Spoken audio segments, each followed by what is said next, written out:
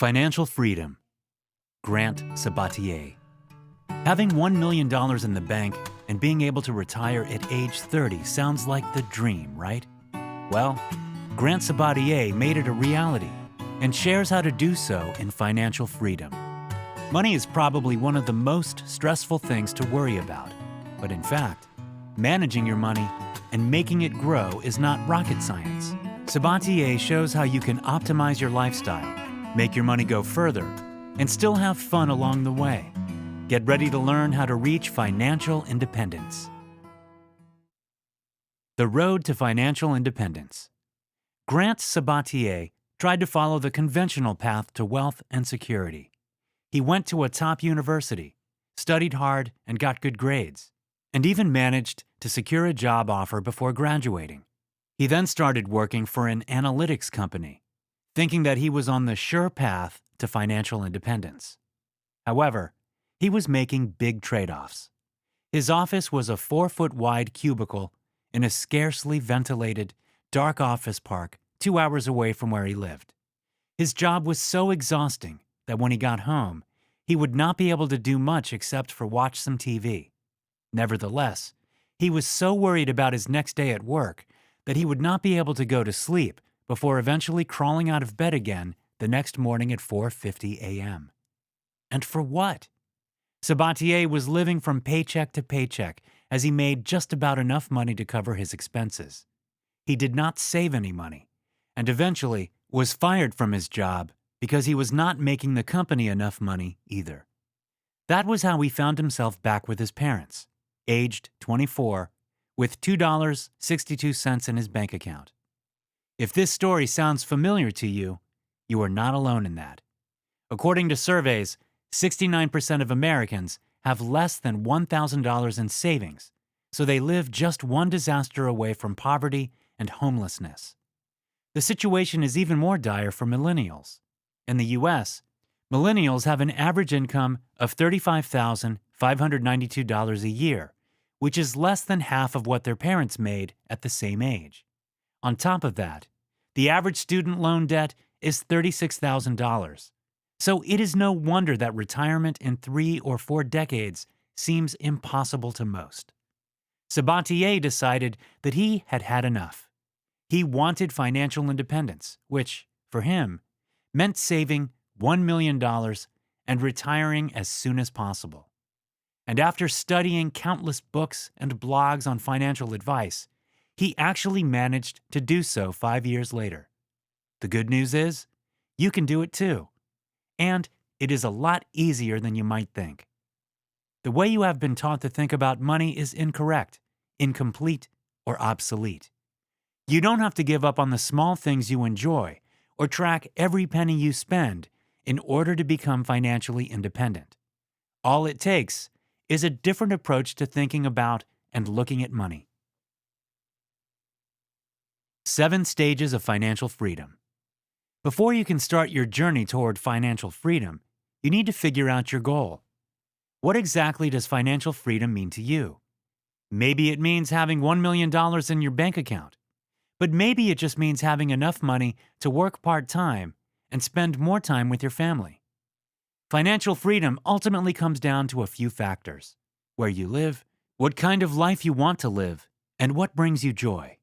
According to Sabatier, there are 7 stages of financial freedom. 1. Clarity. You have figured out where you are and where you want to go. 2. Self-sufficiency. You earn enough money to cover your own expenses. 3. Breathing room. You no longer live paycheck to paycheck. 4. Stability. You have 6 months of living expenses saved and bad debt paid. 5. Flexibility. You have 2 years of living expenses invested. 6. Financial independence. You can live off the income generated by your investments and work becomes optional. 7. Abundant wealth. You have more money than you'll ever need. With each stage you reach, you will feel more in control and less stressed about money. With lots of hustle, you can get to stage 5 within a few years, but getting to stage 6 will take the most effort.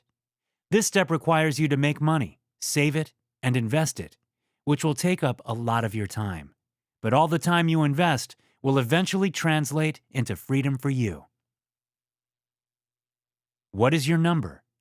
To start your own journey to financial independence, you need to calculate your FI number, financial independence number. Maybe you have used an online retirement calculator before and been horrified by how much you'd have to work in order to retire in 40 years. But traditional retirement calculators usually do not factor in that your money can grow by itself if you invest it. Sabatier believes that the way to holistically determine how much money you need is by looking at the amount of money you need to live right now and then adjust this once a year as your circumstances change. You will also need to know your annual expenses. Go through the last 12 months of expenses and calculate your average expense. Then, the formula for figuring out your FI number is the following. Withdrawal rate percentage times your number equals annual expenses.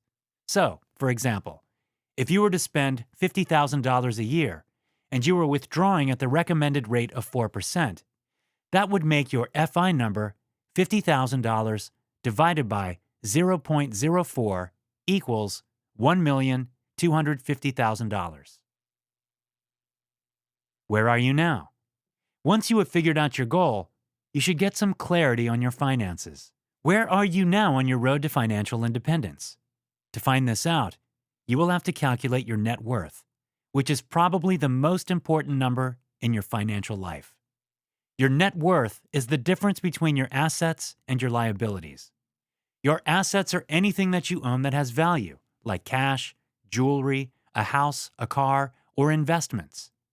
Liabilities are any kind of debt you owe, such as credit card debts, mortgages, or student debts. To calculate your net worth, you simply need to subtract your total liabilities from your total assets. If you have a lot of debt, your net worth might actually be negative. Many people, including the author, have started out this way, though, and still managed to gain financial independence in a short space of time. If your net worth is negative, you will need to add this to your FI number. So if your FI number was $1,250,000, but you have $20,000 debt, your actual FI number is $1,280,000. This includes interest. According to Sabatier, you should track your net worth number on a regular basis. He does so daily, to keep an eye on his finances and to watch his net worth grow through compounding. Most importantly, do not let your emotions get in the way of making good financial decisions. Especially when investing money, people are prone to panic. Take the author as an example. When he first started investing, he bought $3,000 worth of stocks and lost $1,200 in the first week. Panicked, he sold his stocks. Had he kept them, though, he could have more than doubled his money over the next few years. For investments to work, you need to be in for the long haul and get comfortable with taking risks. And contrary to accepted financial wisdom, you do not need to have paid off all your debts before you can start investing. Think differently about money. Now that you know your FI number and your net worth, it is time to radically shift the way you think about money. Let's start with a simple example. What's the cost of a cup of coffee? $3, you might say. However, you forget that the money you pay for the coffee is money lost to you forever. If you were to invest it instead, it could compound into a lot more. You need to start thinking about the true cost of each transaction.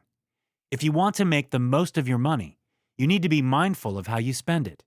Luckily, the author has compiled a list of 11 key questions you can ask yourself before a purchase to decide whether you really want to spend your money.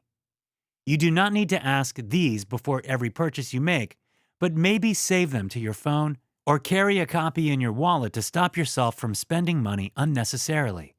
You will quickly realize that most things are actually a lot more expensive than they appear to be.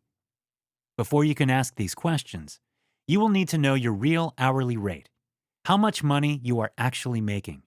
This includes the time spent outside your paid hours preparing for work, commuting, etc. Once you have figured this out, you will have a real number to see how much of your time you are trading for anything you purchase. So here are the questions you should ask yourself before you buy anything. 11 ways to think about money before you buy anything. 1. How happy will this purchase make me? Consider not only today, but also tomorrow, next week, or next month. 2. How much money do I have to make to afford this? Remember that you pay for purchases in after-tax dollars, so you have to make more money than the listed price. 3. How many hours of my life am I trading to afford this? Think about your real hourly rate. 4. Can I afford it? Never spend more than 2 to 3% of your net worth on a single purchase. 5. How do prices compare in terms of percentages? If you have a choice between brands, look at the percentage, not the dollar difference in price. 6. Can I get it for less or trade for it? Always try to buy second-hand. 7. How much am I spending on convenience? Maybe it would be cheaper to make the coffee at home instead of buying it at a coffee shop. 8. How much would this cost me each year or for the rest of my life? Recurring expenses add up over time. 9. What is the per-use cost of this item? When buying something that you use frequently, you can calculate the cost of the item based on how often you will use it and how long it will last you. 10. How much will this money be worth in the future? Think about how much money you could make if you invested it instead. 11. How much time, freedom, is this buying me in the future? Every dollar you save is freedom gained in the future. Final notes. Becoming financially independent is a lot easier than you might think. Stop guilt-tripping yourself for overspending and start getting some clarity on your finances. Financial Freedom is an international bestseller. Corianne Hicks wrote about it for the U.S. News and World Report. Financial Freedom changed my life. Reading it showed me a new way of looking at money and work that's opened my eyes to how life ought to be lived. Grant's book will not only guide you to financial freedom, it'll teach you to stop being limited by conventions and what you think you can and cannot achieve. If you are new to the channel, hit the like button and don't forget to subscribe.